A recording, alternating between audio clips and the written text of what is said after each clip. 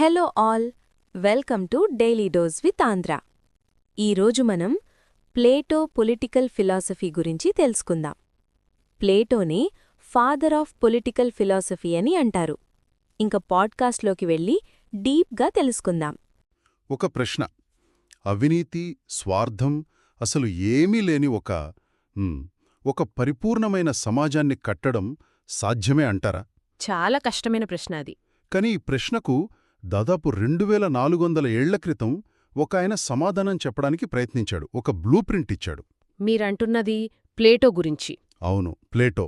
ఆయన ఆలోచనలు ఇన్ని వేలేళ్ల తర్వాత కూడా మనల్ని ఆలోచింపజేస్తున్నాయి. అసలు ఏంటా బ్లూ ప్రింట్?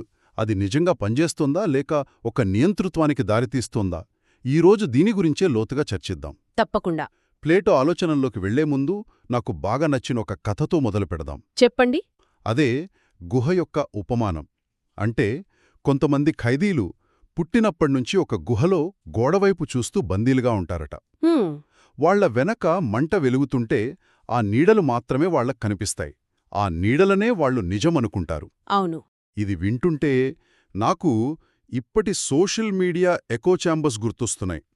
మన ఫీడ్లో మనం చూసేదే నిజమనుకుని బయట వేరే ప్రపంచం ఉందని కూడా గ్రహించలేని పరిస్థితి. అద్భుతమైన పోలిక. మీరు చెప్పింది నిజమే. ప్లేటోకు ఇది కేవలం కథ కాదు, మన వాస్తవికతకు అద్దం పట్టే ఒక రూపకం. ఓ! అతనేమంటాడంటే, మనం చూస్తున్న ఈ భౌతిక ప్రపంచమంతా ఆ గుహలోని నీడలలాంటిదే. అంటే నిజం కాదంటారా? అసలైన పరిపూర్ణమైన ప్రపంచం వేరే ఉంది. దాన్ని అతను ఆలోచనల ప్రపంచమంటాడు.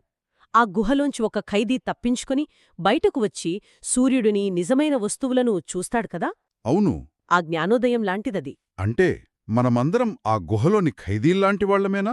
మరి ఈ నీడల ప్రపంచము నుండి మనల్ని బయటకు నడిపించే నాయకుడు ఎలా ఉండాలి? బహుశా ఇక్కడే మీ తత్వవేత్త రాజొస్తాడేమో. కరెక్ట్గా పట్టుకున్నారు. అందరూ ఆ గుహలోంచి బయటకు రాలేరు. ఎవరైతే ఆ సత్యాన్ని, ఆ ఆలోచనల ప్రపంచాన్ని చూడగలరో వారే పాలించడానికి అర్హులు. వాళ్లే తత్వవేత్త రాజులు. సరే. ఇది ఎలా పనిచేస్తుందంటే, ప్లేటో ప్రకారం ప్రతి మనిషి ఆత్మలో 3 భాగాలుంటాయి: వివేకం, ధైర్యం మరియు ఆశ. వివేకం, ధైర్యం, ఆశ. ఓకే. ఎవరి ఆత్మలో వివేకం ఎక్కువగా ఉంటుందో వారు పాలకులవుతారు. వారిని బంగారు పురుషులు అన్నాడు. బంగారు పురుషులు. ధైర్యం ఎక్కువగా ఉన్నవారు సైనికులు, వాళ్లు వెండి పురుషులు. ఇక కోరికలు, ఆశలు ఎక్కువగా ఉన్నవారు అంటే ఉత్పత్తిదారులు, వీరు రాగి పురుషులు. ఒక్క నిమిషం, ఇక్కడే నాకొక డౌట్ వస్తోంది. ఈ బంగారు, వెండి, రాగి అని పుట్టుకతోనే డిసైడ్ అయిపోతాయా? అంటే ఒక రాగి పురుషుడి కొడుకు బంగారు లక్షణాలతో పుడితే అతనికి పాలకుడయ్యే అవకాశం ఉందా? లేకపోతే ఇది మన కుల వ్యవస్థలాగే వినిపిస్తోంది? చాలా మంచి ప్రశ్న. లేదు.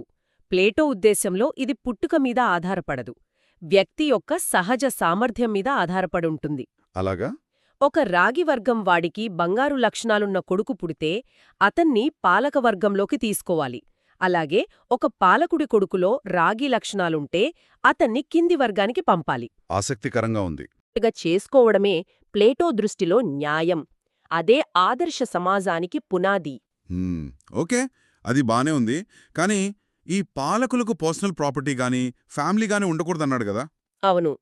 అది మరీ ఎక్స్ట్రీమ్ గదా. ఇదే గదా అసలు సిసలైన కమ్యూనిజం అంటే. నిజమే.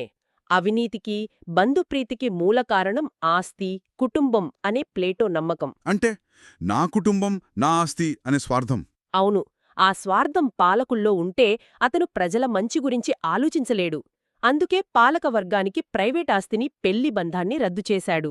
పిల్లల సంగతేంటి? పిల్లలందర్నీ సమాజమే పెంచుతుంది. దీనివల్ల పాలకుల దృష్టి కేవలం రాజ్యశ్రేయస్సు మీదే ఉంటుంది. వింటుంటే ఇది ఒకేసారి అద్భుతంగా, మరోపక్క భయంకరంగా ఉంది.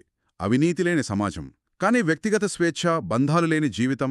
అందుకేనేమో కార్ల్ పాపర్ లాంటివాళ్లు ప్లేటో సిద్ధాంతాలను ఫ్యాసిస్ట్ అని విమర్శించారు. ఖచ్చితంగా. ప్లేటో వ్యవస్థలో వ్యక్తి కన్నా రాజ్యానికే ఎక్కువ ప్రాధాన్యత. వ్యక్తిగత స్వేచ్ఛ కన్నా సామూహిక సామరస్యమే ముఖ్యం. ఇది ఆధునిక ప్రజాస్వామ్య విలువలకి పూర్తి విరుద్ధం కదా. అవునవును, పూర్తి విరుద్ధం. కానీ అతని ప్రాముఖ్యతను తక్కువ చెయ్యలేం. రాజకీయాలను డబ్బు ఎలా శాసిస్తోందో, అది రాష్ట్రాన్ని ఎలా నాశనం చేస్తోందో గుర్తించిన మొదటి వ్యక్తి బహుశా ప్లేటోనే. మొత్తం మీద చూస్తే ప్లేటో లక్ష్యం చాలా స్పష్టంగా ఉంది. తర్కం, వివేకంతో నడిచే ఒక పరిపూర్ణమైన, న్యాయమైన రాజ్యాన్ని సృష్టించడం. అవును, ప్రతి ఒక్కరూ తమ సహజస్థానంలో ఉంటూ సమాజానికి మేలు చేసే వ్యవస్థాది. ఇది మనల్ని మళ్ళీ అసలు ప్రశ్నకే తీసుకొస్తుంది. ఏంటది? ప్లేటో ఆదర్శ రాజ్యంలో సామాజిక స్థిరత్వం కోసం కుటుంబంలాంటి వ్యక్తిగత బంధాలను త్యాగం చేయాలి. నిజమే. సమాజం యొక్క గొప్ప ప్రయోజనం కోసం అలాంటి త్యాగం ఆమోదయోగ్యమేనా? ఒక ఆదర్శ సమాజంలో వ్యక్తిగత స్వేచ్ఛకు, సామూహిక శ్రేయస్సుకు మధ్య సరైన బ్యాలెన్స్ ఎక్కడుంటుంది? బహుశా ఇదే ప్లేటో మనకు వదిలివెళ్లిన అసలైన ప్రశ్న.